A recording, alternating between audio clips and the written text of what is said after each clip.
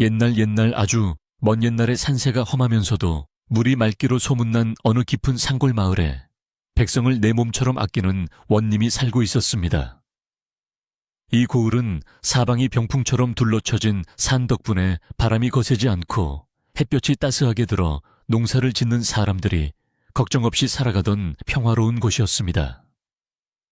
마을 어귀에는 수백 년 된 느티나무가 서 있어 오가는 사람들의 쉼터가 되어주었고, 그 아래로 흐르는 가을 물소리는 마치 옥구슬이 굴러가는 듯 맑아듣는 이의 마음까지 깨끗하게 씻어주는 듯했습니다. 원님은 매일 아침 일찍 일어나 동헌의 마루에 앉아 마을을 내려다보며 오늘 하루도 백성들이 무탈하기를 기원하는 것으로 하루를 시작하는 덕망 높은 분이었습니다. 원님의 이름은 김정수로 그는 젊은 시절부터 청렴결백하기로 이름이 높았으며 벼슬길에 오른 뒤에도 거친 무명옷을 즐겨 입고 소박한 밥상을 고집했습니다. 그는 관에 앉아 서책만 읽는 것이 아니라 틈만 나면 집신을 신고 논두렁과 밭두렁을 누비며 농부들의 거친 손을 잡아주곤 했습니다. 가뭄이 들면 누구보다 먼저 하늘을 우러러 탄식하고 비가 오면 물꼬를 트는 일에 앞장서니 마을 사람들은 그를 부모처럼 따르고 존경했습니다. 관아의 담장은 낮았고 문은 늘 열려 있어 억울한 일이 있는 사람은 언제든지 찾아와 하소연을 할 수 있었으니 이 고을에는 숨겨진 원한이나 풀지 못한 슬픔이 머물 틈이 없었습니다. 그러던 어느 해 무더위가 유난히 기승을 부리던 여름날 밤에 원님의 몸에 이상한 조짐이 나타나기 시작했습니다. 처음에는 그저 모기나 벌레에 물린 것처럼 팔뚝한 곳이 가볍게 간지러운 정도였기에 원님은 무심결에 손으로 긁적이며 대수롭지 않게 넘겼습니다. 창문을 열어두고 잠을 청하는데 산바람이 불어와도 그 간지러움은 가라앉지 않고 오히려 스멀스멀 다른 곳으로 번져가는 듯한 묘한 기분이 들었습니다. 밤새 뒤척이던 원님은 날이 밝으면 괜찮아지겠지 생각하며 억지로 눈을 감았지만 그날 밤은 유독 길고도 덥게만 느껴져 깊은 잠을 이룰 수가 없었습니다. 다음 날 아침이 되었을 때 원님은 간밤의 가려움이 단순히 벌레 때문이 아니라는 것을 직감하게 되었습니다. 아침 세수를 하고 의관을 정지하려는데 팔뚝뿐만 아니라 목덜미와 등허리까지 붉게 달아오르며 참을 수 없는 가려움이 몰려왔기 때문입니다. 원님은 체면을 지키기 위해 아랫사람들 앞에서는 애써 태연한 척하며 옷매 무새를 다듬었지만 속옷 안쪽의 피부는 마치 불이 붙은 듯 화끈거리고 따가웠습니다. 관아의 뜰을 거니는 동안에도 등 뒤에서 기어다니는 듯한 근질거림 때문에 자꾸만 몸을 비틀게 되었고 평소처럼 온화한 미소를 짓기가 점점 힘들어졌습니다. 며칠이 지나자 가려움증은 걷잡을 수 없이 온몸으로 퍼져나갔고 원님의 일상은 완전히 무너지고 말았습니다. 낮에는 업무를 보느라 억지로 참느라 식은땀을 흘려야 했고 밤이 되면 누구의 눈치도 볼 필요 없이 미친 듯이 몸을 긁어대느라 잠 한숨 제대로 잘 수 없었습니다. 손톱으로 긁으면 잠시 시원한 듯 하다가도 이내 더 큰 고통과 함께 가려움이 배가 되어 돌아오니 그야말로 지옥이 따로 없었습니다. 원님은 맑은 물을 길어다가 하루에도 몇 번씩 몸을 씻어보았지만 물기가 마르자마자 피부는 더 바짝 말라들어가는 느낌이었고 가려움은 더욱 독해져만 갔습니다. 원님의 병세가 심각해지자 관아의 안살림을 도맡아 하는 노비들과 이방의 얼굴에도 수심이 가득해졌습니다. 평소 인자하던 원님이 사소한 일에도 짜증을 내거나 멍하니 허공을 응시하는 일이 잦아졌기 때문입니다. 식사 때가 되어 정갈한 밥상을 올려도 원님은 숟가락을 드는 둥 마는 둥 하다가 갑자기 숟가락을 내려놓고 옷 위로 몸을 박박 긁기 일쑤였습니다. 나으리 어디 편찮으신 곳이라도 있으신지요? 하고 조심스럽게 물어오는 이방의 말에도 원님은 그저 고개를 저으며 아닐세 날이 더워서 그런가 보네 하고 짧게 대답할 뿐 자신의 괴로움을 털어놓지 못하고 속으로만 끙끙 앓았습니다. 가려움은 원님의 피부를 붉은 반점으로 뒤덮게 만들었고 밤마다 긁은 자국에서는 피딱지가 앉기 시작했습니다. 비단옷은 피부에 닿을 때마다 까끌까끌하게 느껴져 고통스러웠고 그렇다고 거친 삼벗을 입자니 그 마찰을 견딜 수가 없었습니다. 원님은 결국 부드러운 명주천으로 지은 헐렁한 옷만을 걸친 채 방 안에 틀어박혀 지내는 시간이 많아졌습니다. 창밖에서 들려오는 매미 소리조차 원님의 귓께는 살을 파고드는 날카로운 비명처럼 들려 그는 귀를 막고 이불 위를 뒹굴며 고통을 호소해야 했습니다. 마을 사람들 사이에서도 원님의 건강이 좋지 않다는 소문이 아름아름 퍼지기 시작했습니다. 원님께서 요새 통 바깥 출입을 안 하신다지. 글쎄 밤마다 관아 안채에서 끙끙 앓는 소리가 담장을 넘는다고 하던데. 사람들은 삼삼오오 모여 걱정스러운 표정으로 수군거렸습니다. 어떤 노인은 원님이 산신령의 노여움을 산 것이 아니냐며 혀를 찾고 어떤 안악은 나쁜 음식을 잘못 드신 게 분명하다며 안타까워했습니다. 마을의 기둥과도 같은 원님이 흔들리니 평화롭던 고을 전체에도 어두운 그림자가 들이우는 듯 됐습니다. 원님은 자신이 겪고 있는 이 고통이 남들에게 알려지는 것이 부끄러워 처음에는 의원조차 부르지 않았습니다. 점잖은 선비의 몸으로 하루 종일 몸을 긁어대는 추한 모습을 보이기 싫었던 것입니다. 그는 혼자서 민간요법 책을 뒤적이며 쑥을 태워 그 연기를 쐬어보기도 하고 소금물로 몸을 닦아보기도 했지만 아무런 소용이 없었습니다. 오히려 검증되지 않은 방법들을 쓰다 보니 피부는 더욱 예민해져서 바람만 스쳐도 바늘로 찌르는 듯한 통증까지 더해졌습니다. 거울에 비친 자신의 모습은 퀭한 눈에 붉은 얼룩이 가득한 괴물과도 같아 원님은 절망감에 빠졌습니다. 밤이 깊어지면 고통은 절정에 달해 원님은 차라리 기절이라도 하고 싶은 심정이 되었습니다. 어둠 속에서 오로지 자신의 숨소리와 손톱이 살을 긁는 소리만이 방 안을 가득 채웠습니다. 어찌하여 하늘은 내게 이런 형벌을 내리시는가? 내가 백성에게 소홀함이 있었던가? 아니면 부모님께 불효를 저질렀던가? 원님은 천장을 바라보며 눈물을 흘렸지만 돌아오는 것은 더욱 극심해지는 가려움뿐이었습니다. 잠을 못 자니 정신은 점점 몽롱해지고 판단력은 흐려져 낮에 관아의 업무를 결제할 때도 실수를 연발하게 되었습니다. 그러던 어느 날 보다 못한 원님의 부인이 눈물을 글썽이며 간곡하게 청했습니다. 나으리 이러다가는 큰일 나겠습니다. 체면이 무엇이 중요합니까? 용한 의원을 불러서 진맥을 받아보셔야 합니다. 부인의 간절한 호소에 원님도 더 이상 고집을 부릴 수가 없게 되었습니다. 자신의 몸이 망가지면 고을을 돌볼 수 없다는 책임감도 있었지만 무엇보다 당장 이 끔찍한 가려움에서 벗어나고 싶은 마음이 간절했기 때문입니다. 원님은 깊은 한숨을 내쉬며 고개를 끄덕였고 그제야 이방을 불러 의원을 수소문하라는 명을 내렸습니다. 이방은 원님의 명이 떨어지자마자 서둘러 고을 안팎의 유명한 의원들을 찾기 위해 분주하게 움직였습니다.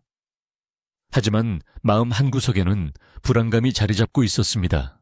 원님의 병세가 겉으로 보기에는 단순히 피부가 붉어지는 정도였지만 그 고통의 깊이는 곁에서 지켜보는 사람조차 몸서리칠 정도였기 때문입니다. 이방은 관아의 마당을 가로지르며 제발 원님의 병을 고칠 수 있는 명의가 나타나야 할 텐데 하고 중얼거렸습니다. 하늘은 맑고 푸르건만 관아의 공기는 무겁게 가라앉아 숨을 쉬기조차 힘들 지경이었습니다. 원님은 의원을 기다리는 동안에도 잠시도 가만히 있지 못하고 방 안을 서성거렸습니다. 벽에 등을 기대고 비벼보기도 하고 차가운 녹그릇을 피부에 대어 열기를 식혀보려 애썼습니다.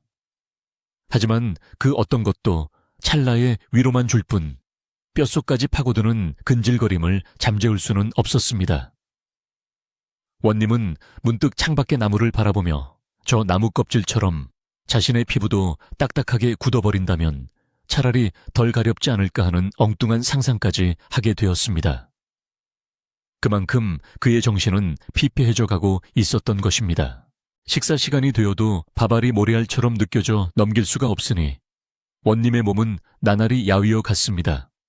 풍채 좋던 예전의 모습은 온데간데 없고 뼈만 앙상하게 남은 채 눈만 퀭한 모습은 보는 이들의 마음을 아프게 했습니다.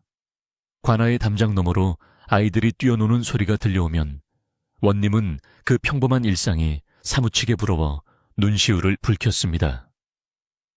나도 저 아이들처럼 아무 걱정 없이 흙바닥에 뒹굴고 싶구나. 이 가려움만 사라진다면 내 가진 모든 재산을 내어주어도 아깝지 않을 터인데 밤이면 원님의 신음소리가 관아 밖으로 새어나가지 않도록 문풍지를 덧바르고 두꺼운 이불을 뒤집어 썼습니다.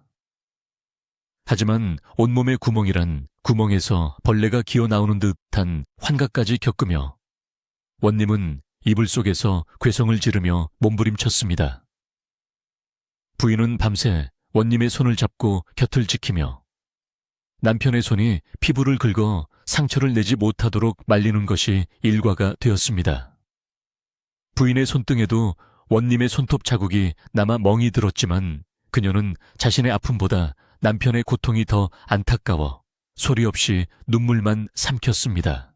원님의 병은 단순한 질병을 넘어 집안 전체의 재앙이 되어가고 있었습니다. 관아의 하인들은 원님의 눈을 마주치기를 두려워하며 발소리를 죽여 걸어다녔고 웃음소리는 사라진 지 오래였습니다.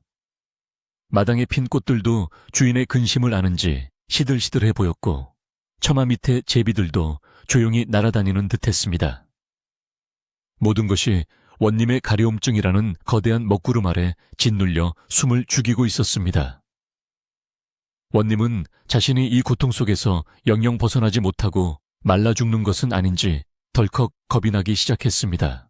어느 날 오후 원님은 가려움을 조금이라도 잊어보려 억지로 서책을 펼쳤습니다. 옛 성현들의 말씀이 적힌 글귀를 읽어 내려가려 했지만 글자들은 눈앞에서 춤을 추듯 어지럽게 흩어졌습니다. 마음을 다스리면 몸도 다스려진다는 구절이 눈에 들어왔지만 지금 당장 등 뒤를 긁고 싶은 충동 앞에서는 그 어떤 고상한 진리도 무용지물이었습니다. 원님은 신경질적으로 책을 덮어버리고는 효자손을 집어들었습니다. 나무로 만든 효자손 끝으로 등을 벅벅 긁어대자 살가죽이 벗겨지는 쓰라림과 함께 묘한 쾌감이 교차하며 원님의 입에서는 짐승 같은 신음이 터져 나왔습니다. 이토록 괴로운 나날이 이어지던 중 드디어 이방이 용하다고 소문난 의원들을 모셔오겠다는 전가를 보내왔습니다. 원님은 그 소식에 지푸라기라도 잡는 심정으로 안도했습니다. 이제야 살 길이 열리는가 보구나. 어서 그들을 데려오너라. 원님의 목소리는 갈라지고 떨렸지만 그 속에는 간절한 희망이 담겨 있었습니다. 그는 헝클어진 머리를 대충 빗어 넘기고 붉게 부어오른 얼굴을 차가운 수건으로 닦아내며 손님을 맞을 준비를 했습니다. 하지만 원님의 마음 한구석에는 여전히 의구심이 남아 있었습니다. 그동안 좋다는 약초와 민간요법은 다 써보았지만 차도가 없었기에 과연 의원들이라고 뾰족한 수가 있을지 걱정이 되었던 것입니다. 그래도 지금으로서는 다른 방법이 없었기에 원님은 오로지 의원들의 의술에 모든 것을 걸어보기로 마음먹었습니다. 방 안의 탁한 공기를 환기시키기 위해 창문을 활짝 열자 밖에서 불어오는 바람이 잠시나마 땀에 젖은 원님의 이마를 스치고 지나갔습니다. 원님은 툇마루에 앉아 멍하니 하늘을 올려다보았습니다. 구름 한 점 없는 파란 하늘은 원님의 썩어들어가는 속도 모르고 야속하게 맑기만 했습니다. 저 하늘처럼 내 몸도 맑고 깨끗해질 날이 올까? 원님은 자신의 팔뚝에 도단한 붉은 반점들을 쓰다듬으며 혼잣말을 했습니다. 피부는 거북이 등껍질처럼 거칠어져 있었고 곳곳에 딱지가 앉아 보기 흉했습니다. 이것이 한 고을을 다스리는 원님의 몸이라니 참으로 기가 막히고 한탄스러운 노릇이었습니다. 날이 저물어가면서 관아 입구 쪽이 소란스러워지기 시작했습니다. 이방이 보낸 사람들이 의원들을 모시고 도착한 모양이었습니다. 원님은 떨리는 가슴을 진정시키며 자세를 고쳐 앉았습니다. 이제 곧 자신을 이 지옥 같은 가려움에서 구해줄 구세주들이 들어올 것이라는 기대감에 며칠 만에 처음으로 눈빛의 생기가 돌았습니다. 하지만 그는 아직 알지 못했습니다. 이 가려움이라는 병마가 그리 호락호락하게 물러갈 상대가 아니라는 것을, 그리고 진정한 치유는 화려한 의술이 아닌 전혀 예상치 못한 곳에서 찾아오게 될 것임을 말입니다. 관아의 문이 열리고 진보다리를 든 하인들을 거느린 의원들의 모습이 보였습니다. 그들의 표정은 자신만만해 보였고 걸음걸이에는 힘이 넘쳤습니다. 원님은 그들을 바라보며 마음속으로 간절히 빌었습니다. 제발 오늘 밤만이라도 편안하게 잠들 수 있게 해주시오. 이것은 천하를 호령하는 권력자의 명령이 아니라 고통 앞에 무릎 꿇은 한 인간의 절박한 기도였습니다. 고요했던 산골 마을의 밤, 원님의 방 안에서는 희망과 불안이 뒤섞인 긴장감이 감돌기 시작했습니다. 도성에서 내려온 의원들은 그 행색부터가 남달라 고요하던 상골 마을을 들썩이게 만들었습니다. 그들은 값비싼 비단옷을 입고 있었으며 긴 수염을 거만하게 쓸어내리는 모습이 마치 신선이라도 된 듯 위풍당당했습니다. 그들이 타고 온 가마는 화려한 장식으로 꾸며져 있었고 뒤따르는 하인들의 손에는 귀한 약재가 들어있다는 자개 상자들이 들려 있었습니다. 마을 사람들은 파티를 하다가도 일손을 놓고 그들의 행렬을 구경하며 저런 대단한 분들이 오셨으니 원님의 병도 금세 씻은 듯이 나을 것이라며 안도와 부러움의 눈길을 보냈습니다. 관아의 문지기조차 그들의 기세에 눌려 평소보다 더 허리를 깊이 숙여 문을 활짝 열어주었습니다. 의원들은 관아의 안채에 들어서자마자 코를 찡그리며 방 안의 공기가 탁하다고 불평을 늘어놓기 시작했습니다. 그들은 원님의 붉게 부어오른 피부를 잠시 곁눈질로 훑어보고는 혀를 차며 이것은 몸 안에 나쁜 기운이 뭉쳐서 생긴 궤병이라 진단했습니다. 한 늙은 의원은 원님의 손목을 잡고 진맥을 하더니 심각한 표정으로 고개를 젓으며 오장육부의 균형이 깨져 열기가 솟구치는 것이라 설명했습니다. 그들의 말에는 어려운 의학 용어들이 섞여 있어 원님과 부인은 무슨 뜻인지 정확히 알아들을 수 없었지만 그 엄숙한 태도에 압도되어 그저 고개만 끄덕일 수밖에 없었습니다. 의원들은 서로 자신들의 처방이 옳다며 목소리를 높였고 관아의 사랑방은 금세 그들의 논쟁으로 시끄러워졌습니다. 그들이 내놓은 처방전은 하나같이 구하기 힘들고 값비싼 재료들 뿐이어서 아랫사람들을 당황하게 만들었습니다.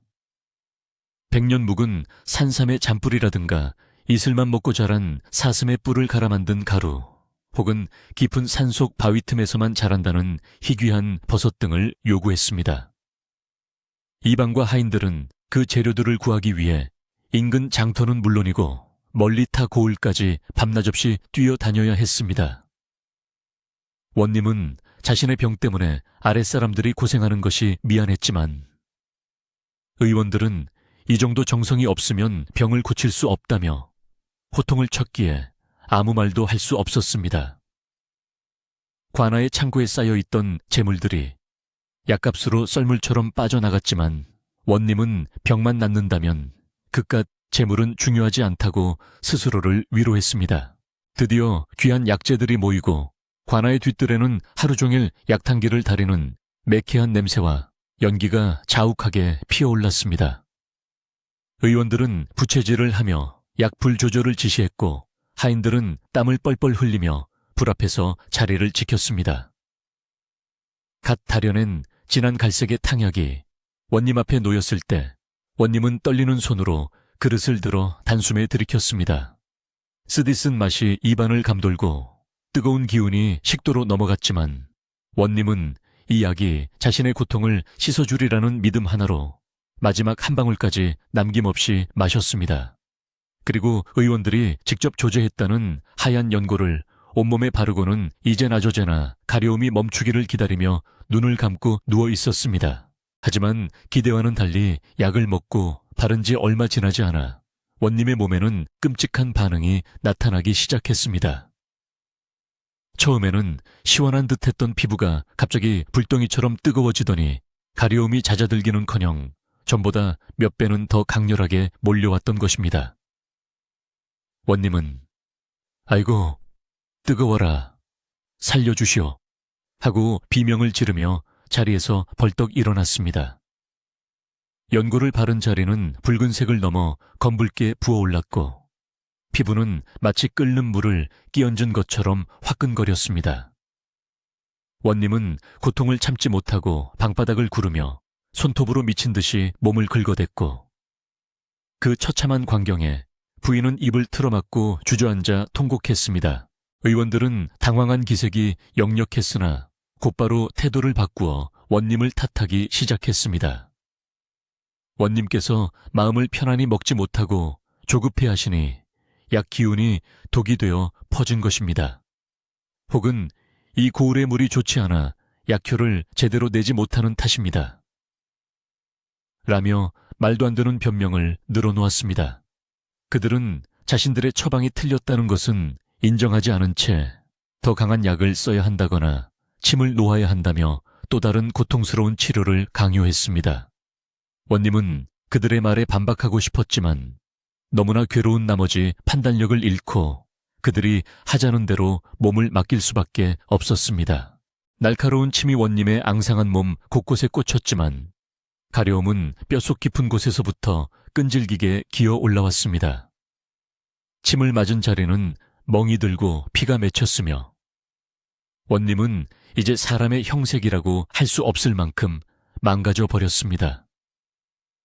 밤이 되면 관아 안채에서는 원님의 짐승 같은 울부짖음이 터져나왔고 의원들은 그 소리가 듣기 싫다며 귀를 막고 사랑방으로 도망치듯 들어가 술판을 벌였습니다. 그들은 원님의 병이 낫지 않는 것을 핑계로 관에 계속 머물며 좋은 음식과 술을 요구했고 원님의 병세는 아랑곳하지 않고 자신들의 배만 불리는데 급급했습니다. 이러한 상황이 계속되자 관아 안팎에는 흉흉한 소문이 걷잡을 수 없이 퍼져나가기 시작했습니다. 도성에서 온 명의들도 고치지 못하는 걸 보면 저건 사람의 병이 아니라 귀신이 붙은 게 틀림없어. 마을 우물가에 모인 아낙네들은 물동이를 내려놓고 수군거렸습니다.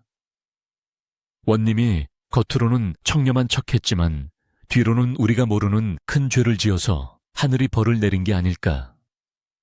누군가 조심스럽게 꺼낸 말은 순식간에 사실인 양 부풀려져 사람들 사이로 퍼져나갔습니다. 평소 원님을 존경하던 사람들조차 의구심을 품게 되었고 관아를 바라보는 시선은 예전의 따뜻함을 잃고 차가워져 갔습니다. 원님은 육체적인 고통뿐만 아니라 마음의 상처까지 깊게 입게 되었습니다.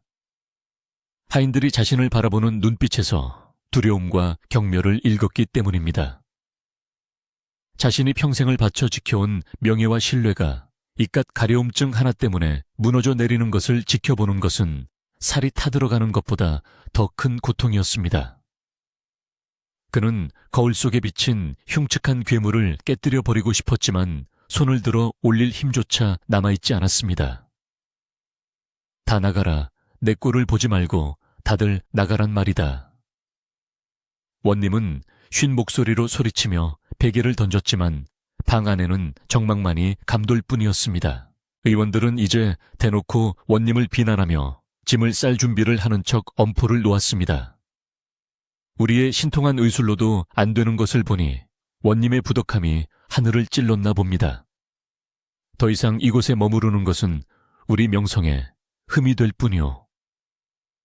그들의 오만방자한 태도에 이 방은 분통이 터질 것 같았지만 혹시라도 그들이 떠나면 원님의 병을 고칠 마지막 희망마저 사라질까봐 꾹 참아야 했습니다.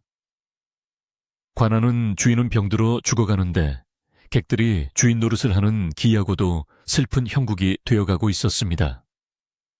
마당의 잡초는 무성하게 자라났고 주인을 잃은 관아의 질서는 엉망이 되어갔습니다. 이때 오랫동안 관아의 꾸준히 일을 도맡아 해오던 늙은 노비 석칠이 이 모든 상황을 안타깝게 지켜보고 있었습니다. 그는 원님이 젊은 시절 부임했을 때부터 곁을 지켰던 충직한 하인으로 원님의 성품을 누구보다 잘 아는 사람이었습니다. 석칠은 화려한 의원들이 원님을 망치고 있다고 생각했습니다. 그는 며칠 밤을 고민하다가 달빛이 희미한 어느 날 밤 조용히 이방이 머무는 방을 찾아갔습니다. 이방 역시 원님의 걱정으로 잠 못 이루고 등불 아래서 한숨만 내쉬고 있던 차였습니다. 이방 나으리 소인이 감히 한 말씀 올려도 되겠습니까? 석칠은 조심스럽게 말문을 열었습니다. 이방은 근심 어린 눈으로 그를 바라보며 들어오라고 손짓했습니다. 석칠은 주위를 살피더니 목소리를 낮춰 말했습니다. 도성에서 온 저 의원들은 겉만 번지르르하지 실속이 없습니다. 비단 옷을 입고 깨끗한 척하지만 흙 한번 만져보지 않은 손으로 어찌 병의 뿌리를 뽑겠습니까? 옛말에 병은 자랑하고 약은 감추라 했습니다. 너무 귀하고 깨끗한 것만 찾다 보니 오히려 원님의 병이 더 성을 낸 것 같아 하나에 애는 것 같습니다. 이방은 석칠의 말에 일리가 있다고 생각하며 귀를 기울였습니다. 그럼 자네에게 무슨 뾰족한 수라도 있는가? 석칠은 잠시 머뭇거리다 말을 이었습니다. 저 아랫마을 가을 건너에 박노인이라고 평생을 흙과 물만 만지며 살아온 농사꾼이 있습니다. 그 노인이 약초나 묘한 물을 쓰는 재주가 남다르다고 소문이 자자합니다. 비록 배운 것 없고 행색은 초라하지만 죽어가던 짐승도 살려낸다는 말이 있습니다. 지푸라기라도 잡는 심정으로 그 노인을 한번 불러보는 게 어떠실지요? 이방은 고개를 끄덕였습니다. 지금 상황에서는 도성 의원들의 콧대 높은 처방보다 투박하지만 질긴 생명력을 가진 민간의 지혜가 더 필요할지도 모른다는 생각이 들었습니다. 하지만 원님의 체면과 의원들의 눈치가 보여 선뜻 결정하기가 쉽지 않았습니다. 허나 원님께서 그 더러운 몰골의 농부를 들이시려 하겠는가? 게다가 저 의원들이 알면 난리가 날 텐데. 이방의 걱정에 석칠은 단호하게 말했습니다. 나으리 목숨이 경각에 달렸는데 체면이 무슨 소용입니까? 원님을 살리는 길이라면 욕을 먹더라도 해야지요. 다음 날 아침 원님의 상태는 최악으로 치달았습니다. 얼굴까지 붉은 반점이 번져 눈을 뜨기도 힘들 정도였고 호흡마저 거칠어져 있었습니다. 의원들은 이제 원님이 며칠 못 넘길 것이라며 자기들끼리 쑥덕거리고 있었습니다. 이방은 더 이상 지체할 수 없다고 판단하고 원님의 처소로 들어갔습니다. 방 안은 역한 약 냄새와 고름 냄새로 가득 차 숨을 쉬기도 힘들었습니다. 이방은 원님의 침상 곁에 무릎을 꿇고 눈물을 흘리며 간청했습니다. 사또 용하다는 의원들도 소용이 없으니 부디 소인의 청을 한 번만 들어주십시오.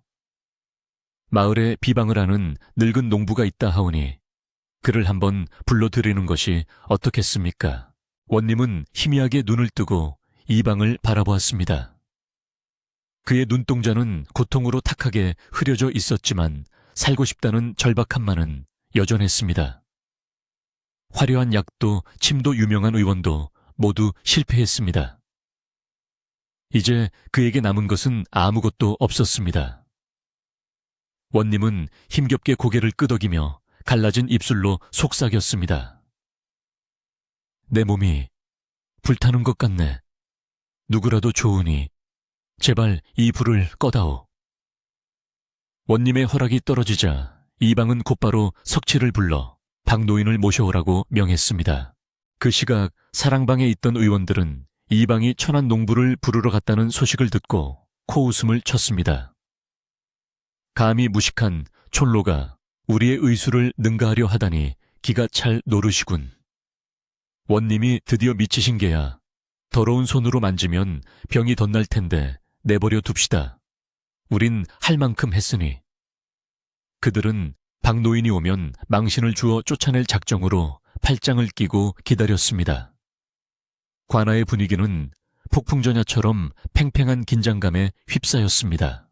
얼마 후 관아의 대문이 열리고 석칠의 안내를 받으며 박 노인이 들어섰습니다. 그의 행색은 도성 의원들과는 비교조차 할 수 없을 만큼 초라했습니다.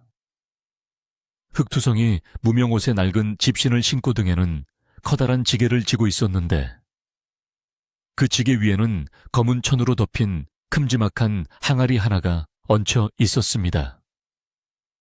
그리고 그 항아리에서는 알 수 없는 쿰쿰하고 시큼한 냄새가 흘러나와 마당에 서 있던 사람들조차 코를 막게 만들었습니다. 의원들은 그 냄새를 맡자마자 인상을 찌푸리며 부채질을 해댔고 마치 더러운 벌레를 보는 듯한 눈빛으로 박 노인을 쏘아보았습니다. 박 노인은 주눅들지 않고 묵묵히 마당 한가운데 섰습니다. 그의 얼굴은 햇볕에 검게 그을려 주름이 깊게 패여 있었지만 눈빛만은 맑고 깊은 우물처럼 고요했습니다. 그는 주변의 따가운 시선과 비웃음에도 아랑곳하지 않고 오직 원님이 계신 안채 쪽을 응시했습니다. 그의 등 뒤에 있는 검은 항아리, 그 속에 담긴 정체불명의 액체가 과연 죽어가는 원님을 살릴 수 있을지 아니면 비웃음거리로 끝날지 아무도 알 수 없었습니다. 하지만 바람이 불어와 항아리의 덮개 천을 살짝 들추자 그 안에서 묘하게 구수한 흙내음이 섞인 냄새가 훅 끼쳐왔습니다. 그것은 생명의 냄새 같기도 했고 썩은 물 냄새 같기도 했습니다. 마을 사람들은 담장 너머로 고개를 내밀고 이 기이한 광경을 지켜보았습니다. 저게 뭐야? 똥물인가? 저런 걸로 병을 고친다고 수군거림이 커져가는 가운데 박 노인은 천천히 지게를 내려놓고 항아리를 감싸 안았습니다. 이제 곧 화려한 의술과 투박한 자연의 처방이 맞부딪힐 순간이 다가오고 있었습니다. 원님의 운명은 이 허름한 노인의 손과 검은 불에 달리게 된 것입니다. 박 노인이 짊어지고 온 지게 위에 항아리 뚜껑이 열리는 순간 관아의 마당은 순식간에 아수라장으로 변했습니다. 항아리 속에서 뿜어져 나온 냄새는 단순히 고약하다는 말로는 부족할 만큼 기이하고 강렬했습니다.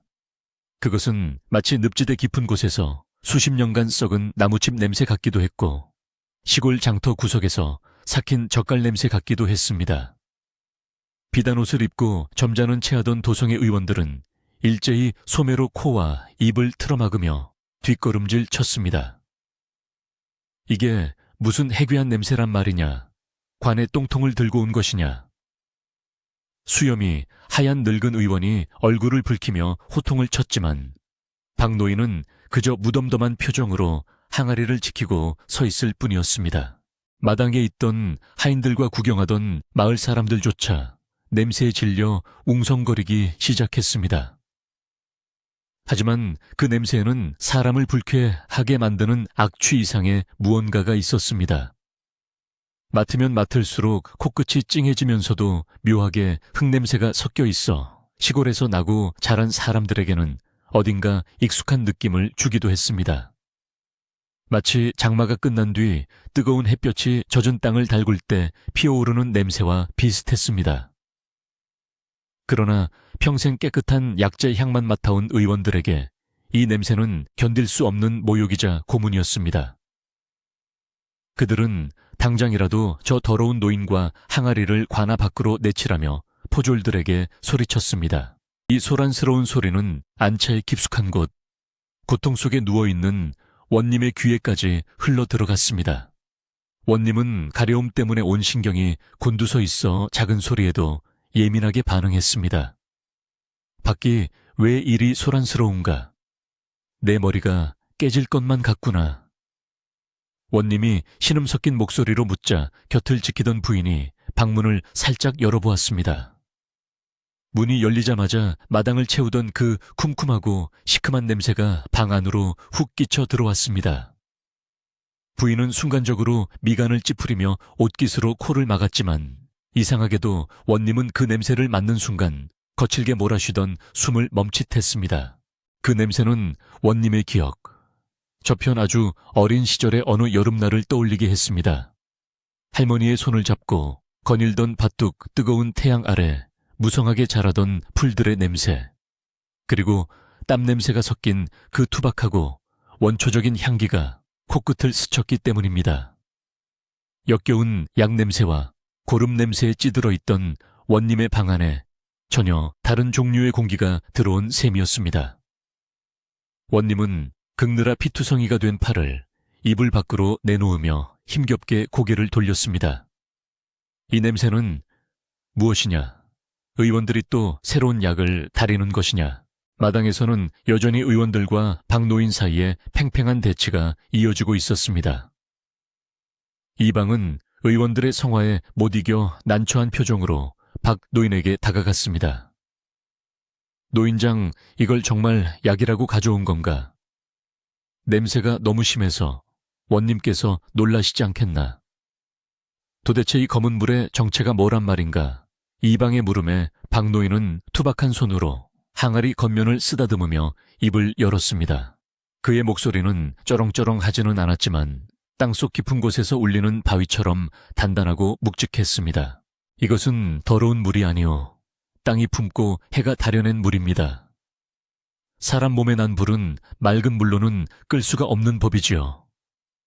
불이 너무 세면 맑은 물은 닿기도 전에 말라버리니까요. 이 물처럼 진득하고 무거운 기운이라야 그 독한 불기운을 눌러 잡을 수 있는 법입니다. 박노인의 말은 난해했지만 확신에 차 있었습니다. 의원들은 무식한 궤변이라며 비웃었지만 이 방은 박노인의 눈빛에서 흔들리지 않는 진심을 읽었습니다. 지푸라기라도 잡고 싶은 심정이었던 이 방은 결단을 내렸습니다. 잠시만 조용히 해주십시오. 원님의 뜻을 여쭈어 보겠습니다. 이 방이 소리치자 마당이 잠시 조용해졌습니다. 이 방은 냄새가 진동하는 방문 앞으로 다가가 무릎을 꿇고 아뢰었습니다. 사또 마을에 사는 박노인이 약물을 가져왔습니다. 하오나 그 냄새가 고약하고 생김새가 흉하여 의원들이 반대하고 있습니다. 어찌 처분할까요? 방 안에서는 잠시 침묵이 흘렀습니다. 원님의 거친 숨소리와 입을 스치는 소리만이 들려왔습니다. 잠시 후 원님의 쉰 목소리가 흘러나왔습니다. 들라 해라. 내 몸이 이미 썩어가는데 더러운들 어떠하고 냄새가 난들 어떠하겠느냐. 그 노인을 안으로 들이라. 원님의 명령이 떨어지자 의원들은 기가 막히다는 표정으로 혀를 찼습니다. 원님께서 정령 판단력을 잃으셨구나. 저런 오물을 방 안에 들이다니. 그들은 자신들의 고귀한 의술이 모욕당했다고 생각하며 팔짱을 끼고 돌아섰습니다. 하지만 호기심 때문인지 아니면 원님의 마지막을 지켜보려는 심산인지 완전히 자리를 뜨지는 않고 마루 끝에 서서 상황을 지켜보았습니다. 박노인은 주저함 없이 지게를 다시 짊어지고 신발을 벗은 뒤 방 안으로 들어갔습니다. 그가 들어서자 방 안의 공기는 순식간에 밖보다 더 진한 냄새로 가득 찼습니다. 촛불조차 그 탁한 공기에 눌려 가물거리는 듯 했습니다. 부인은 차마 눈뜨고 볼 수 없는 원님의 흉측한 모습을 보이기 부끄러워 고개를 돌렸지만 박노인은 성큼성큼 다가가 원님의 이불을 걷어냈습니다. 드러난 원님의 몸은 처참했습니다. 온몸이 붉은 껍질처럼 일어나 있었고 긁은 자국마다 진물과 피가 엉겨붙어 마치 화상을 입은 사람 같았습니다. 보통 사람이라면 징그러워서 눈살을 찌푸렸겠지만 박노인은 덤덤하게 허리춤에서 작은 바가지를 꺼내 항아리 속의 검은 물을 한 국자 떠냈습니다. 그 물은 마치 먹물처럼 검고 걸쭉해서 바가지에서 주르륵 흐르지 않고 뚝뚝 떨어졌습니다. 의원들이 문틈으로 그 광경을 보고는 기겁을 하며 소리쳤습니다. 이보시오. 그 더러운 물을 상처난 피부에 부으면 독이 들어가 원님을 죽일 셈이오. 당장 멈추시오. 원님도 눈앞에 들이대진 시커먼 물을 보고는 순간 움찔했습니다. 냄새는 더욱 코를 찔렀고 그 검은 빛깔은 마치 지옥의 늪을 퍼온 것만 같았습니다. 두려움이 엄습해 왔습니다. 이것을 바르고 내 몸이 다 녹아내리면 어찌하나. 하지만 그때 박노인이 원님의 눈을 똑바로 바라보며 말했습니다. 나으리 밭에 거름을 줄 때 냄새 난다고 코를 막고 거름을 주지 않으면 곡식이 자라지 않습니다. 몸도 밭과 같습니다. 지금 나으리의 몸은 가뭄에 쩍쩍 갈라진 논바닥과 같아서 맑은 샘물로는 해갈이 안 됩니다. 이 진한 물이 들어가야 땅심을 돋우고 열기를 식힐 수 있습니다. 저를 믿고 눈 딱 감고 맡겨보십시오. 박노인의 투박한 손에는 굳은 살이 가득했지만 그 손길은 의외로 조심스럽고 따뜻했습니다. 원님은 문득 화려한 옷을 입고 거만하게 굴던 의원들의 손보다 흙투성이인 이 농부의 손이 더 믿음직스럽다는 생각이 들었습니다. 죽기 살기로 결심한 원님은 떨리는 목소리로 말했습니다. 어서 부어라. 내 이 지독한 불길 속에서 타 죽느니 차라리 똥물에 빠져 죽는 게 낫겠다. 원님의 허락이 떨어지자 박노인은 고개를 끄덕이고 준비해온 깨끗한 삼배천에 그 검은 물을 듬뿍 적셨습니다. 검은 물을 머금은 삼배천은 묵직하게 축 늘어졌습니다. 박노인은 그것을 원님의 가장 심하게 부어오른 등 쪽에 천천히 가져다 대었습니다. 천이 피부에 닿기 직전 방 안의 모든 사람들이 숨을 죽였습니다. 닿는 순간 원님이 비명을 지를지 아니면 안도에 한숨을 쉴지 아무도 알 수 없었습니다. 문 밖의 의원들은 이제 큰일 났구나 하며 혀를 찾고 이방과 부인은 두 손을 모으고 간절히 기도했습니다. 철퍼덕. 젖은 천이 원님의 등에 닿는 소리가 방 안에 울려 퍼졌습니다. 그 순간 원님의 몸이 활처럼 휘어지며 입이 떡 벌어졌습니다. 모두가 비명이 터져 나올 것이라 예상했지만 원님의 입에서 나온 소리는 고통의 비명이 아니었습니다. 흐흑. 그것은 마치 뜨거운 사막을 걷다가 오아시스를 만난 사람처럼 깊은 곳에서 터져 나오는 안도와 시원함이 뒤섞인 신음이었습니다. 원님은 깜짝 놀랐습니다. 닿자마자 쓰라릴 줄 알았던 상처 부위에 뼈속까지 스며드는 듯한 서늘하고 차가운 기운이 퍼져나갔기 때문입니다.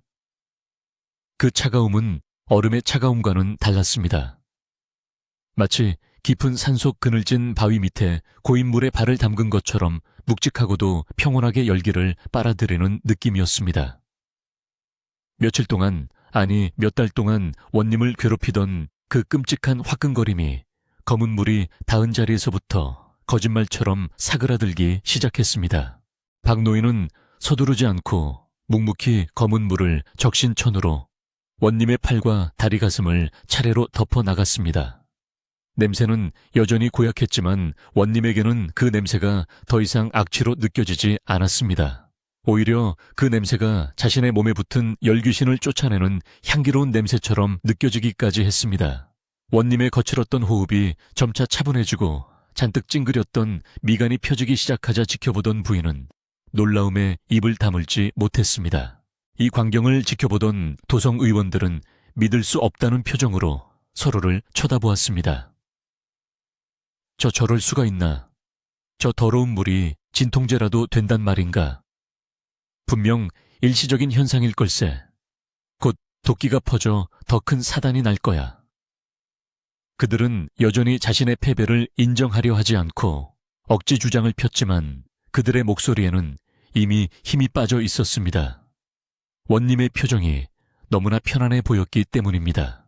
박노인은 원님의 온몸을 검은 물에 적신천으로 감싼 뒤 남은 물을 바가지에 담아 천 위에 계속 끼얹었습니다. 검은 물이 뚝뚝 떨어져 원님의 비단 이불을 더럽히고 방바닥을 적셨지만 아무도 그것을 닦아내려 하지 않았습니다. 지금 이 순간만큼은 저 검은 물이 세상에서 가장 귀한 약수 야오 슈이였기 때문입니다. 박노인은 땀을 닦으며 원님에게 물었습니다. 나으리 좀 어떠십니까? 아직도 불덩이가 기어다니는 것 같습니까? 원님은 천천히 눈을 뜨고 박노인을 바라보았습니다. 눈가에는 고통의 눈물이 아닌 감격의 눈물이 고여 있었습니다. 노인장, 시원하오. 정말 시원하오. 내 살다 살다 이토록 시원한 느낌은 처음이요.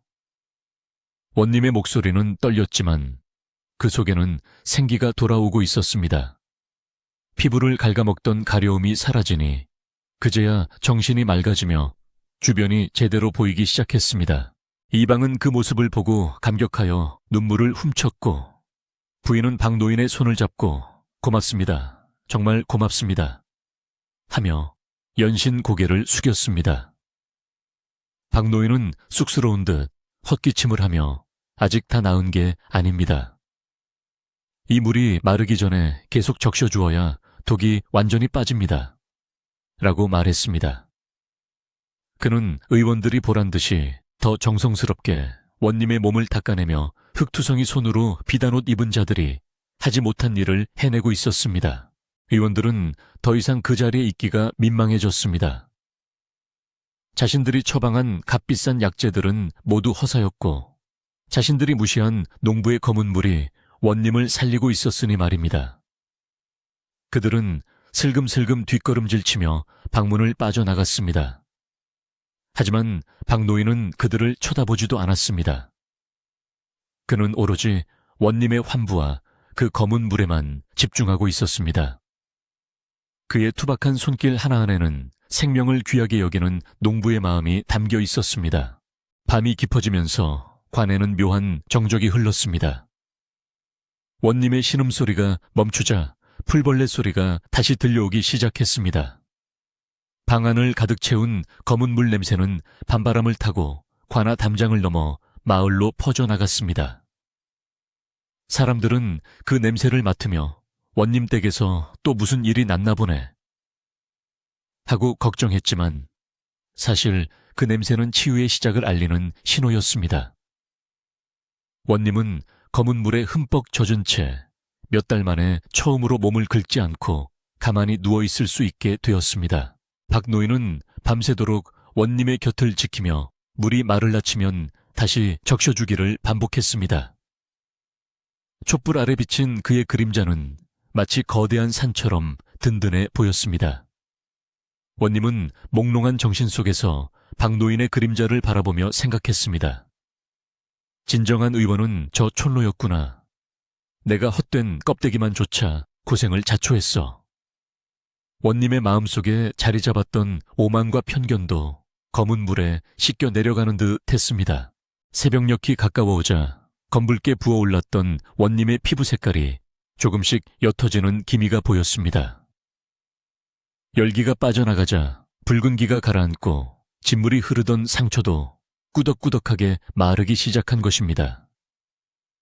이것은 기적이 아니라 자연의 이치였습니다.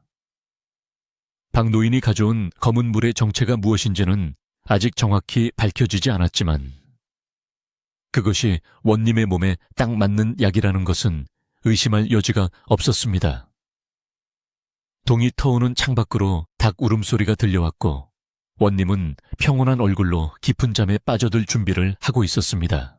하지만 아직 해결해야 할 일이 남아 있었습니다. 날이 밝으면 도성 의원들과의 잘잘못을 가리고 이 기이한 치료법에 대해 마을 사람들에게도 알려야 했습니다. 무엇보다 박노인이 가져온 저 검은 물이 도대체 무엇인지 그 비밀을 밝혀야 했습니다.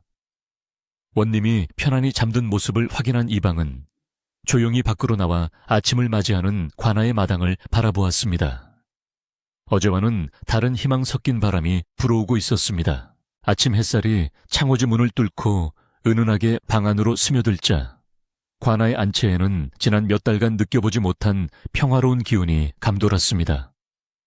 닭들이 회를 치며 새벽을 알리는 소리가 들려왔지만 그 소리는 더 이상 원님의 단잠을 방해하는 소음이 아니라 생명을 깨우는 활기찬 음악처럼 들렸습니다. 원님은 천천히 눈을 떴는데 습관처럼 손이 등 뒤로 가려다가 멈칫했습니다. 매일 아침이면 눈을 뜨자마자 미친 듯이 긁어대야 했던 그 지독한 가려움이 거짓말처럼 사라져 있었기 때문입니다.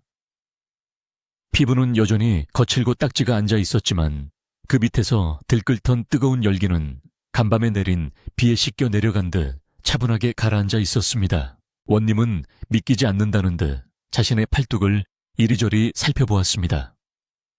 검붉게 성나있던 반점들은 색이 옅어져 갈색으로 변해가고 있었고 퉁퉁 부어올랐던 살같은 붓기가 빠져 제법 원래의 형체를 되찾고 있었습니다.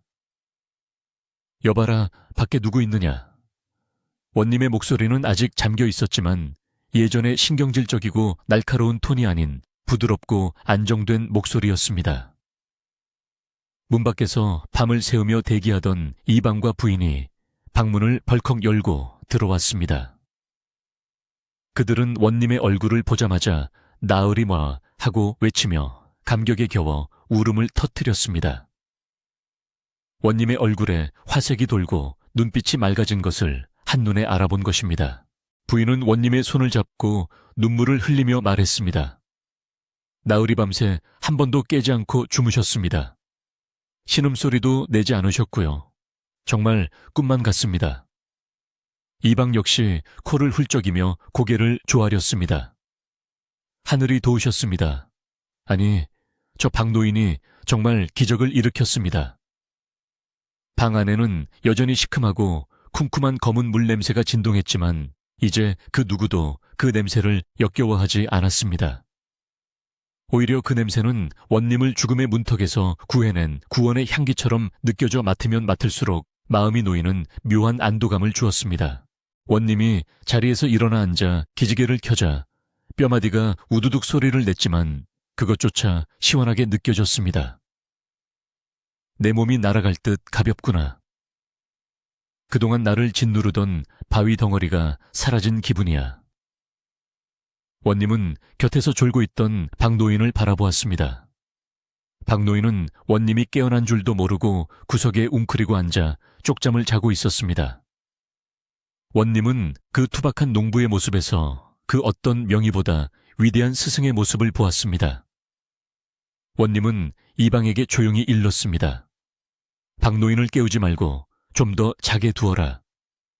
그리고 사랑방에 있는 의원들을 마당으로 불러내거라. 내 오늘 그들에게 할 말이 있다. 그 시각 사랑방에 머물던 도성 의원들은 아침부터 좌불안석이 되어 방 안을 서성이고 있었습니다. 밤새 원님의 방에서 비명소리가 들리지 않자 그들은 혹시 원님이 밤사이 변을 당한 것은 아닌지 아니면 정말로 병이 나은 것인지 갈피를 잡지 못해 불안해했습니다. 설마 그 더러운 똥물이 효험이 있었을 리가 없네. 저문다. 분명 밤새 기절하신 게야. 늙은 의원이 애써 부정하며 말했지만 그의 목소리는 가늘게 떨리고 있었습니다. 그때 이방이 사랑방 문을 열고 들어와 차가운 표정으로 말했습니다. 원님께서 기침하셨습니다. 모두 마당으로 나오라는 분부십니다. 의원들은 서로의 눈치를 보며 주섬주섬 옷매무새를 다듬고 밖으로 나갔습니다. 마당에는 이미 소문을 듣고 달려온 관아의 하인들과 마을 사람들이 웅성거리며 모여 있었습니다. 원님이 정말 나으셨대. 저 냄새나는 물이 진짜 약이었단 말이야. 사람들의 호기심 어린 시선이 쏟아지는 가운데 의원들은 짐짓 위험을 잃지 않으려 헛기침을 하며 마루 앞에 섰습니다. 잠시 후 방문이 열리고 부축을 받으며 원님이 툇마루로 나왔습니다. 비록 야윈 모습이었지만 며칠 전과는 달리 눈빛이 형형하게 살아있었고 피부의 붉은기도 확연히 줄어든 모습이었습니다. 의원들은 원님의 호전된 모습을 보고는 입을 다물지 못했습니다.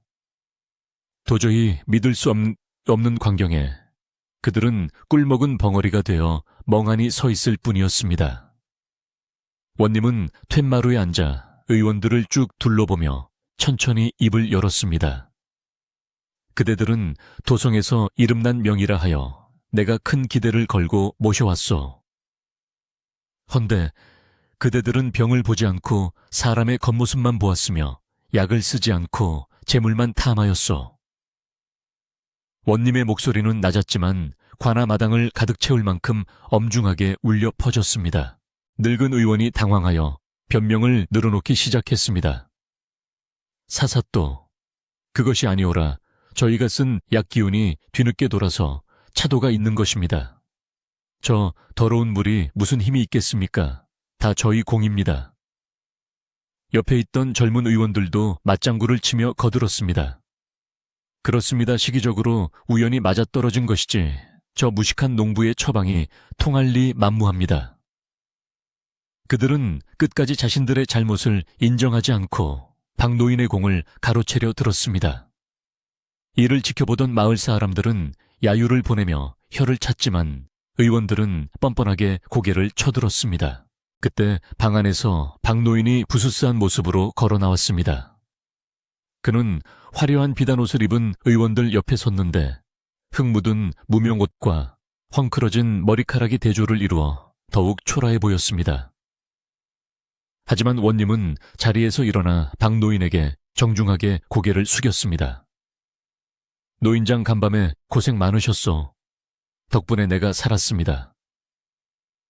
원님의 돌발 행동에 의원들은 물론이고 마당에 있던 모든 사람들이 숨을 죽였습니다. 고을의 수령이 천한 농부에게 고개를 숙이는 일은 전례가 없는 일이었기 때문입니다. 원님은 다시 의원들을 향해 돌아섰습니다. 보시오. 이분은 가진 것은 없으나 생명을 귀히 여기는 마음이 있어. 그대들은 깨끗한 비단옷을 입었으나 그 속에는 오만과 편견으로 가득 차 있지 않소.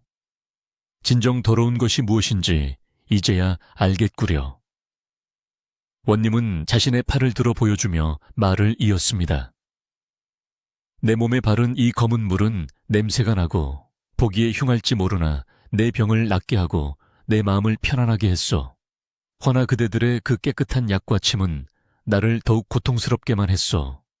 의술이란 거칠에 있는 것이 아니라 환자의 고통을 덜어주려는 진심에 있는 것이 아니겠소. 원님의 따끔한 일침에 의원들은 얼굴이 불그락푸르락해져서 고개를 들지 못했습니다. 더 이상 변명할 여지가 없게 된 것입니다.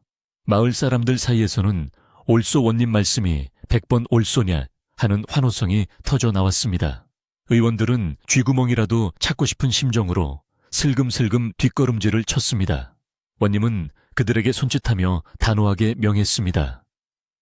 그대들에게 줄 재물은 없으니 당장 짐을 싸서 떠나시오. 그리고 다시는 의술을 빙자하여 백성들을 현혹하지 마시오. 의원들은 혼비백산하여 하인들을 재촉해 짐을 챙겼습니다. 그들이 타고 왔던 화려한 가마는 도망치듯 관할을 빠져나갔고 그 뒤를 쫓으며 마을 아이들이 소금을 뿌려댔습니다. 다시는 오지 마라, 엉터리 의원들. 의원들이 사라지자 관아 마당에는 통쾌한 웃음소리가 퍼졌습니다. 원님은 그제야 긴장이 풀린 듯 환하게 웃으며 박노인을 자신의 옆자리에 앉혔습니다. 자, 이제 말해보시오.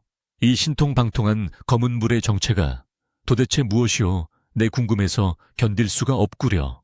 모든 사람들의 시선이 박노인의 입에 쏠렸습니다. 박노인은 쑥스러운 듯 머리를 긁적이며 입을 열었습니다. 대단한 것은 아닙니다요. 이 물은 바로 삼대마을 삶아 껍질을 벗길 때 쓰는 삼군물입니다. 사람들은 깜짝 놀라 웅성거렸습니다. 삼벗을 만들기 위해 삼줄기를 쪄서 구덩이에 묻어 삭히는 그 시커멓고 냄새나는 물이 약이라니 상상도 못한 정체였기 때문입니다. 박노인은 차분하게 설명을 이어갔습니다. 삼은 본래 성질이 차갑고 질긴 식물입니다. 그 삼을 쪄서 삭히면 독한 냄새가 나지만 그 물속에는 삼의 차가운 기운과 땅의 힘이 응축되어 있지요. 원님의 병은 몸속의 불기운이 너무 강해 피가 마르고 살이 타들어가는 열독이었습니다. 이 지독한 열독을 잡으려면 웬만한 약으로는 어림도 없고 오직 썩어서 삭혀진 삼군물의 독하고 차가운 기운으로 맞불을 놓아야 잡히는 법입니다. 예로부터 우리네 농사꾼들은 옷이 오르거나 심한 피부병이 생기면 이 물을 바르고 낫곤 했습니다요. 원님은 무릎을 탁 쳤습니다. 아하, 이열치열이라더니 독은 독으로 다스린다는 이치가 바로 이것이었구나. 원님은 겉보기에 더럽고 천하에 보이는 것 속에 생명을 살리는 귀한 이치가 숨어 있음을 깨닫고 깊은 감동을 받았습니다. 그는 그동안 자신이 얼마나 편협한 시각으로 세상을 보았는지 반성하게 되었습니다. 내 오늘 노인장에게서 벼슬아치 들은 평생 모를 귀한 배움을 얻었소. 이 은혜를 어찌 갚아야 할지 모르겠소. 박노인은 손사래를 쳤습니다. 은혜라니 당치 않습니다. 그저 밭에 거름을 주듯 제때에 맞는 물을 썼을 뿐입니다. 원님께서 낳으셨으니 그것으로 되었습니다. 그의 겸손한 태도에 마을 사람들은 다시 한번 감탄했습니다. 이방은 부엌으로 달려가 하인들에게 일렀습니다. 오늘 잔치를 열어야겠다 있는 재료 없는 재료 다 꺼내서 원님의 쾌유를 축하하고 박노인을 대접할 상을 차려라. 관아의 부엌은 오랜만에 활기로 가득 찼습니다. 도마질 소리가 경쾌하게 울리고 구수한 밥 짓는 냄새와 국 끓이는 냄새가 피어올랐습니다. 그 냄새는 안채에 배어있던 시큼한 삼 국물 냄새와 섞였지만 아무도 불쾌해하지 않았습니다. 오히려 그 두 냄새가 어우러져 사람 사는 냄새를 만들어내는 듯했습니다. 하인들은 콧노래를 부르며 마당을 쓸고 돗자리를 깔았습니다. 그동안 원님의 병 때문에 숨죽여 지내던 관아가 다시 생명력을 되찾은 것입니다. 원님은 부인의 도움을 받아 미지근한 물수건으로 몸에 묻은 검은 물을 조심스럽게 닦아냈습니다. 닦아낸 자리에는 붉은기가 완전히 사라지고 뽀얀 새 살이 돋아나고 있었습니다. 부인은 남편의 등을 닦아주며 기쁨의 눈물을 훔쳤습니다. 나으리 이제 정말 살았습니다. 다시는 아프지 마셔요. 원님은 부인의 손을 잡으며 다정하게 말했습니다. 고생 많았소. 내 이제부터는 몸도 마음도 더 깨끗이 하여 백성들을 살피리다. 오후가 되자 마을 사람들이 집집마다 감자며 옥수수 막걸리 등을 들고 관아로 모여들었습니다. 원님이 낳으셨다는 소식에 누구라 할 것 없이 축하하러 온 것입니다. 마당에 멍석이 깔리고 소박하지만 풍성한 잔치상이 차려졌습니다. 상석에는 원님과 박노인이 나란히 앉았고 그 주위로 이방과 마을 어르신들이 둘러 앉았습니다. 원님은 평소 입던 화려한 관복 대신 편안한 못이 적삼을 입고 있었는데 그 모습이 훨씬 더 친근하고 편안해 보였습니다. 원님은 막걸리 한 사발을 가득 따라 박노인에게 건넸습니다.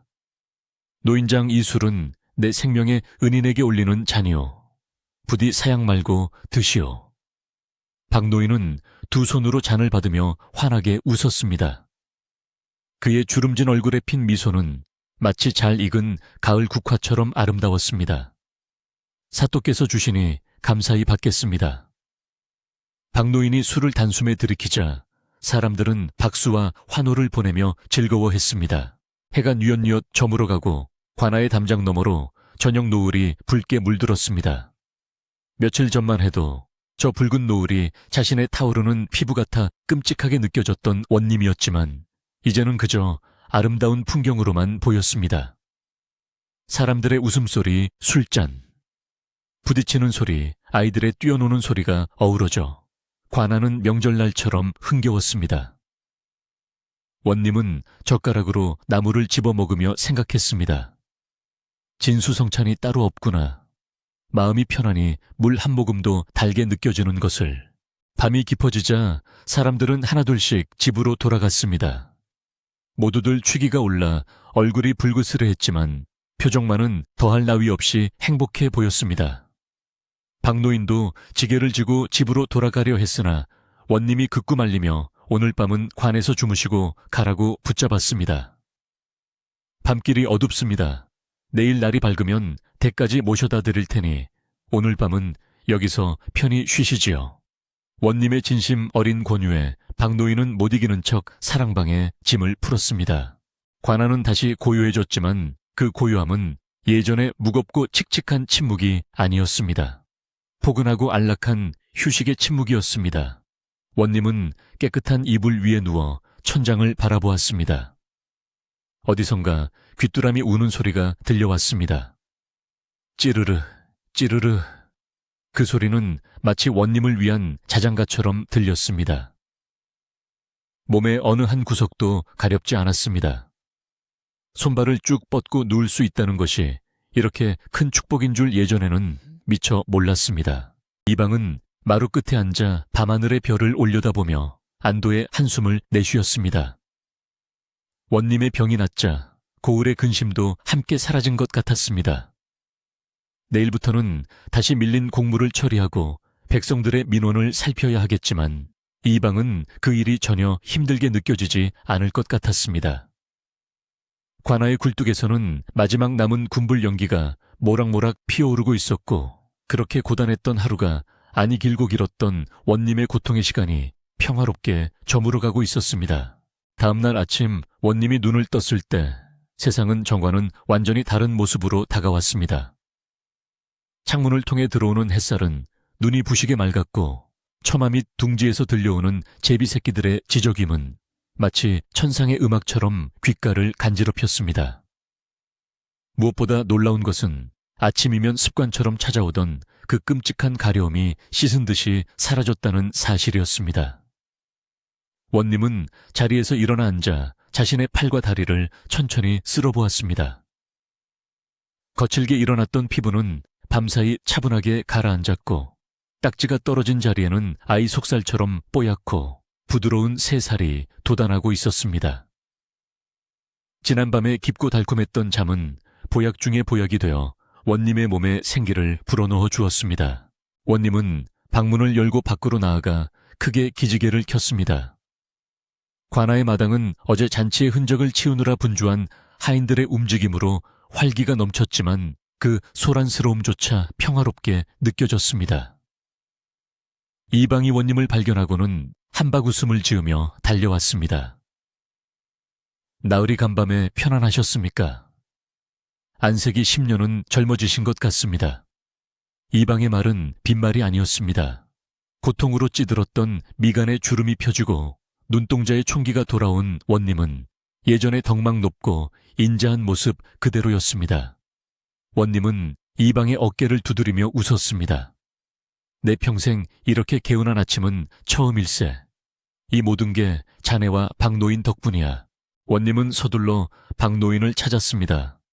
박노인은 사랑방 툇마루에 앉아 집신을 손보고 있었습니다. 원님이 다가가자 박노인은 자리에서 벌떡 일어나 허리를 숙였습니다. 박노인, 어찌 벌써 일어났소? 좀 더 쉬셔도 되는데. 원님의 만류에도 박노인은 사람 좋은 웃음을 지으며 대답했습니다. 농사꾼이 해가 중천에 떴는데 누워 있을 수야 있나요? 몸도 가볍고 하여 채비를 하던 중이었습니다. 원님은 박노인의 그 부지런함과 겸손함에 다시 한번 감동했습니다. 화려한 언변이나 거칠애 없이 오직 성실함으로 살아온 그의 인생이 얼굴 주름 하나하나에 고스란히 새겨져 있는 듯했습니다. 원님은 박노인을 안채로 모셔 아침상을 함께 받았습니다. 밥상에는 흰 쌀밥과 맑은 된장국 그리고 정갈한 나물 반찬이 올랐습니다. 산의 진미는 아니었지만 원님에게는 그 어떤 진수성찬보다 귀하고 맛있는 식사였습니다. 며칠 전만 해도 모래알을 씹는 것 같아 넘기지 못했던 밥알이 꿀맛처럼 목구멍으로 넘어갔습니다. 원님은 숟가락을 놓으며 진지한 표정으로 박노인에게 말했습니다. 노인장내, 이 은혜를 어찌 갚아야 할지 밤새 고민했소. 관아의 창고를 열어 비단과 곡식을 내어드릴 테니 부디 거절하지 마시오. 그리고 원하신다면 큼지막한 기와집도 한 채 지어드리리다. 하지만 박노인은 손사래를 치며 정중히 거절했습니다. 원님, 당치 않은 말씀입니다. 제가 한 일이라곤 그저 밭에 버리려던 삼군물을 한 동이 떠온 것뿐입니다. 그 더러운 물값으로 비단과 기와집을 받는다면 남들이 비웃을 것입니다. 그리고 농사꾼은 흙을 밟고 살아야지 기름진 방바닥에 앉아있으면 도리어 병이 납니다. 박노인의 대답은 단호하면서도 뼈가 있었습니다. 물질적인 보상보다 자신의 분수를 지키며 사는 것이 더 중요하다고 믿는 그의 신념이 전해져 왔습니다. 원님은 부끄러움에 고개를 숙였습니다. 자신이 또다시 제물로 사람의 마음을 사려 했다는 생각에 얼굴이 화끈거렸습니다. 그럼 제가 노인장을 위해 그리고 이 고을을 위해 할 수 있는 일이 무엇이 있겠소 무엇이든 말씀만 하시오. 원님의 간곡한 청에 박노인은 잠시 곰곰이 생각하더니 입을 열었습니다. 그렇다면 사또 우리 마을 앞 가을에 징검다리 하나만 튼튼하게 놓아주십시오. 비가 오면 물이 불어 아이들이 학교 가기가 어렵고 노인들이 장에 나가기도 힘듭니다. 그저 돌 몇 덩이 잘 놓아주시면 마을 사람들이 오가며 사또의 덕을 칭송할 것입니다. 원님은 박노인의 소박하고 이타적인 소원에 눈시울이 뜨거워졌습니다. 자신의 이익이 아닌 이웃의 편안함을 먼저 생각하는 그 마음씨야말로 진정한 어른의 모습이었습니다. 원님은 당장 이방을 불러 명했습니다. 지금 즉시 석수장이들을 불러 박노인네 마을 앞 가을에 가장 튼튼하고 넓은 징검다리를 놓도록 하라. 그리고 앞으로 매년 그 마을의 가난한 농계는 관에서 곡식을 풀어 춘궁기를 면하게 하라. 이방은 큰 소리로 대답하며 기쁘게 물러갔습니다. 박노인은 그제야 만족한 듯 웃으며 지게를 짊어졌습니다. 원님은 관아 대문 밖까지 따라 나가 박노인을 배웅했습니다. 멀어지는 박노인의 뒷모습을 보며 원님은 마음속으로 깊이 절을 올렸습니다. 그는 단순히 병을 고쳐준 의원이 아니라 원님의 병든 마음까지 치유해준 스승이었습니다. 그날 이후 원님의 생활은 완전히 달라졌습니다. 그는 더 이상 화려한 옷이나 값비싼 음식을 찾지 않았습니다. 대신 무명옷을 즐겨 입고 백성들이 먹는 거친 보리밥과 나물을 즐겨 먹었습니다. 몸을 편하게 하면 마음이 게을러지고 입을 호강시키면 정신이 탁해진다는 것을 뼈저리게 깨달았기 때문입니다. 원님은 틈나는 대로 관아를 벗어나 마을을 순찰했는데 예전처럼 가마를 타고 다니는 것이 아니라 직접 집신을 신고 논두렁을 걸어 다녔습니다. 땀을 흘리며 일하는 농부들을 만나면 먼저 다가가 허리를 굽혀 인사하고 그들의 거친 손을 잡으며 노고를 위로했습니다. 어느 날 원님은 박노인이 살고 있는 마을을 찾아갔습니다. 마침 마을 사람들은 삼배를 짜기 위해 수확한 삼을 찌고 있었습니다. 구덩이에서 피어오르는 매캐하고 시큼한 냄새가 온 마을을 뒤덮고 있었습니다. 수행하던 포졸들은 코를 막으며 인상을 찌푸렸지만 원님은 그 냄새를 깊이 들이마시며 미소를 지었습니다. 이 냄새야말로 생명의 냄새로구나. 내 목숨을 살린 귀한 향기다. 원님은 삼을 찌는 가마솥 옆에 쭈그리고 앉아 그 검은 물이 우러나오는 과정을 한참이나 지켜보았습니다. 겉보기엔 더럽고 하찮아 보이는 것들이 모여 귀한 옷감이 되고 약이 되는 이치. 그것은 세상 만사가 겉모습만으로는 판단할 수 없다는 진리를 다시 한번 일깨워 주었습니다. 원님은 마을 사람들과 둘러앉아 막걸리를 나누며 담소를 나누었습니다. 사람들은 처음에는 어려워했으나 원님이 소탈하게 웃으며 자신의 피부병 이야기를 꺼내자 금세 마음을 열고 다가왔습니다. 그때 그 검은 물을 뒤집어 쓰고 어찌나 시원하던지 내가 마치 물 만난 고기 같았어. 원님의 너스레의 마을 사람들은 배를 잡고 웃었습니다. 관아의 높은 담장이 허물어지고 원님과 백성 사이에 마음의 벽도 사라지는 순간이었습니다. 그 자리에 있던 박노인도 흐뭇한 표정으로 그 광경을 바라보며 고개를 끄덕였습니다. 계절은 흘러 무더웠던 여름이 가고 선선한 바람이 부는 가을이 찾아왔습니다. 황금빛 들판이 물결치고 집집마다 감나무에는 붉은 감이 주렁주렁 매달렸습니다. 원님의 선정 덕분에 고을은 그 어느 때보다 풍요롭고 평화로웠습니다. 억울한 일을 당한 사람이 줄어들고 굶주리는 사람이 없으니 인심은 더욱 후해졌습니다. 다른 고을 사람들은 저 고을 원님은 똥물로 병을 고치고 성군이 되었다더라 하며 부러움 섞인 소문을 퍼날랐습니다. 그 소문은 도성까지 전해져 임금님의 귀에도 들어갔고 임금님은 원님에게 큰 상을 내리며 그 덕을 치하했습니다.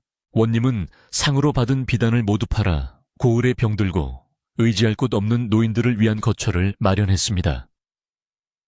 그리고 의원들을 고용해 가난한 백성들을 무료로 치료하게 했는데 이때 의원들에게 당부한 말이 있었습니다. 병을 고칠 때는 환자의 옷차림을 보지 말고 그 아픔을 보시오. 깨끗한 약만 고집하지 말고 흙 속에 숨은 이치도 살피시오. 원님의 이 가르침은 후배 의원들에게 귀감이 되어 이 고을의 의술은 날로 발전하게 되었습니다. 물론 피부병이 심한 환자가 오면 여전히 박노인의 삼군물 처방이 으뜸으로 쓰이곤 했습니다. 겨울이 찾아와 온 세상이 하얗게 눈으로 덮인 어느 날 밤이었습니다. 원님은 따뜻한 아랫목에 앉아 화로의 밤을 굽고 있었습니다. 창밖에는 한방눈이 소리 없이 내려 쌓이고 방 안에는 군밤의 고소한 냄새와 장작 타는 냄새가 아늑하게 감돌았습니다. 곁에는 이제 머리가 희끗희끗해진 부인이 바느질하고 있었고 손자들은 할아버지의 무릎을 베고 누워 옛날 이야기를 해달라고 조르고 있었습니다. 원님은 손자들의 머리를 쓰다듬으며 인자한 미소를 지었습니다. 그의 피부는 세월의 흔적으로 주름졌지만 더 이상 붉은 반점이나 상처는 찾아볼 수 없이 깨끗했습니다. 할아버지 그때 정말 똥물을 바르셨어요. 손자 녀석이 짓궂게 묻자 원님은 허허 웃으며 대답했습니다. 그럼 바르고 말고 세상에서 제일 향기로운 물이었지. 그 물 덕분에 할아버지가 이렇게 너희들을 안아줄 수 있게 된 거란다. 원님은 아이들에게 겉모습의 화려함보다 내면의 진실함이 얼마나 중요한지, 그리고 자연이 주는 투박한 선물이 얼마나 위대한지에 대해 조곤조곤 들려주었습니다. 아이들은 할아버지의 구수한 목소리에 귀를 기울이다가 따뜻한 온기에 취해 하나둘씩 스르르 잠이 들었습니다. 원님은 잠든 아이들에게 이불을 덮어주고 창문을 살짝 열어 밤하늘을 올려다보았습니다. 차가운 겨울바람이 얼굴을 스치고 지나갔지만 이제는 그 바람조차 상쾌하게 느껴졌습니다. 하늘에는 별들이 총총히 박혀 보석처럼 빛나고 있었고 마을은 깊은 정막 속에 평온하게 잠들어 있었습니다. 어디선가 개 짖는 소리가 멀리서 들려오다 잦아들었습니다. 원님은 지난날의 고통이 자신을 성장시키기 위한 하늘의 뜻이었음을 다시 한번 감사하게 생각했습니다. 그 고통이 없었다면 박노인을 만나지 못했을 것이고 백성들의 삶을 이토록 깊이 이해하지 못했을 테니까요. 여보, 밤이 깊었습니다. 이제 그만 주무시지요. 부인의 다정한 목소리에 원님은 창문을 닫고 자리에 누웠습니다. 푹신한 요와 따뜻한 이불 속으로 들어가자 온몸의 긴장이 풀리며 나른한 졸음이 몰려왔습니다. 가려움 없는 밤, 긁지 않아도 되는 밤이 주는 행복은 무엇과도 바꿀 수 없는 축복이었습니다. 원님은 눈을 감으며 마음속으로 기도했습니다. 이 고을의 모든 백성들이 오늘 밤 근심 걱정 없이 아픈 곳 없이 편안하게 잠들게 하소서. 관아의 등불이 하나둘 꺼지고 고요한 어둠이 집과 산과 들을 포근하게 감싸 안았습니다. 눈 내리는 소리마저 들리지 않는 깊은 밤, 마을 어귀의 늙은 느티나무도 가을가의 징검다리도 그리고 원님의 집도 모두 평화로운 꿈속으로 빠져들었습니다. 똥물이라 놀림받던 검은 물은 땅으로 돌아가 다시 생명을 키우는 걸음이 되었고 원님의 이야기는 바람을 타고 전설이 되어 오래오래 전해졌습니다.